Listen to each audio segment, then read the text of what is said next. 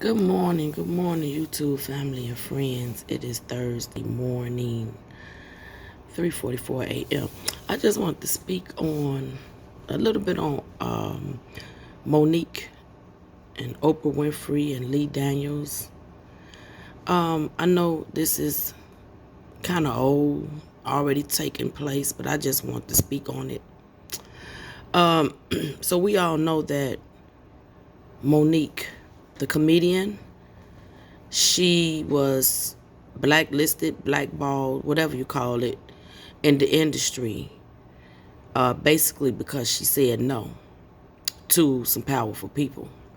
And those powerful people would be Lee Daniels, Oprah Winfrey, and Tyler Perry.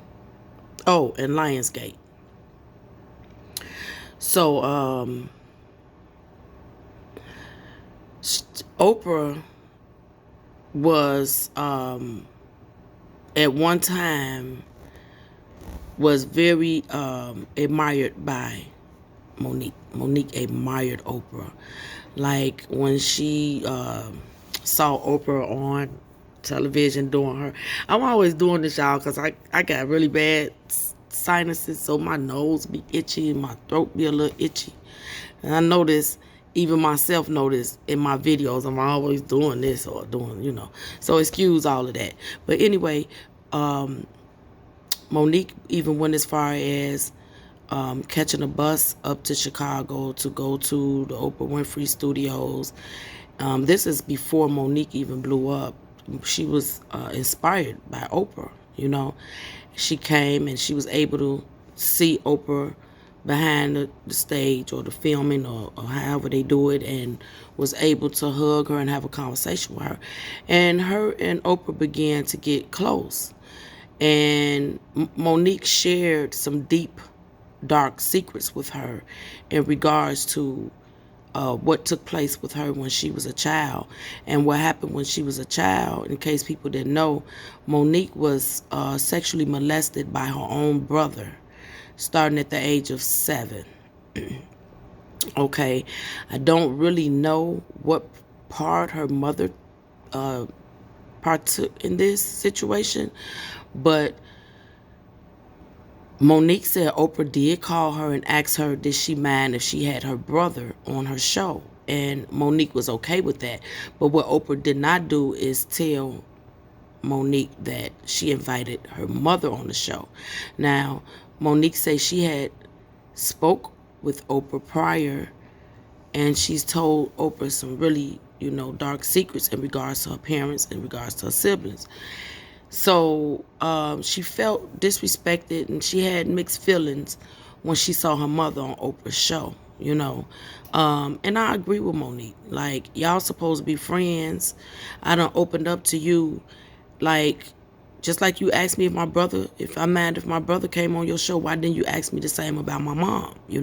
So Monique really had a problem with her mother being on Oprah's show. So she eventually saw Oprah in person and confronted her about it. So because Monique stood up for herself as a black woman, because Monique did not allow the industry to treat her with that slave mentality, she was demanding respect, in my opinion, demanding to be treated fairly, in my opinion, and demanding to not be exploited. In my opinion, Oprah Winfrey exploits victims, and she's a victim herself. That's just my opinion, like, literally. So, Monique said that when they did the film Precious, well, they wanted the film to get promoted all over the world, and they wanted her to go to France. So she declined. She did help them promote. She felt like she did her part, but Monique had 2 failed marriages and had just remarried. I'm not going to say just remarried. I'm just going to say she remarried. I assume she just remarried. So I'm not going to put my assumptions on here in that manner. But she just remarried, and she felt like her failed marriages was due to work, not having time to spend with family. So she declined on going to France so she could spend time at home with her husband and children. And due to that, deals that were actually already on the table just disappeared. They just went away. So she openly spoke on it. Like, they're blackballing me, blacklisting me, or whatever the title of it is, because I simply said no to them. Like, I said no to some powerful people, and this is what's happening to me. Then she went on to addressing the fact that Netflix hired her and only wanted to pay her $500,000. Now, $500,000 is a lot of money to us, okay? $500,000 is not a lot of money to Monique, but it wasn't even the principle of the money with her.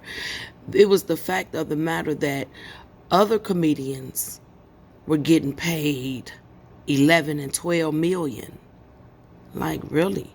So that's unfair. That's being biased. That's being discriminatory. So she spoke on it. She brought it to light, and she sued their asses, and rightfully so. She should have, is what I want to say. I agree with Monique. At that time, I felt Monique was being a little bit difficult, but I hadn't heard Monique's entire side of the story, you know. And out here in this industry, you just gotta be tough. You can't go in here with thin skin. You gotta have thick skin, or you'll wind up like Robert Sylvester Kelly. In a situation like that, when he did try to speak up for himself, when he did try to go after what rightfully belongs to him, look where he ended up at, which is a shame. It's a shame. Like, people, we got to do better. Like, black women, we need to be just like Oprah and stop hating on one another. Like, it's sad. Black women these days don't know how to express their feelings or be a woman and talk about, what they going through or how they feel. Talk to the other person who you feel may have hurt you, instead of being a hater, basically. So with that being said, I'm glad Monique stood up for herself. And sometime in life, when you see